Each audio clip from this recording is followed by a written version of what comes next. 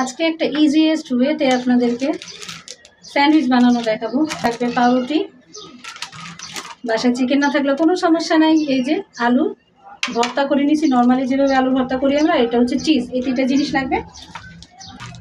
প্রথমে আমি একটু সাইডটা কেটে নিব। আপনাদের ইচ্ছা কাটতেও পারেন, নাও কাটতে পারেন। তারপরে এখানে আলুকে পেঁয়াজ, কাঁচামরিচ আর লবণ একটু হালকা ভেজে পেঁয়াজটা, তার সাথে লবণ মিশিয়ে দিয়েছি। আর কিছুই না, নাথিং এলস।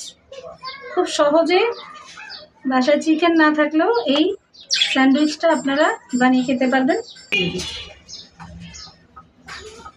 ঠিক এইভাবে এটার উপরে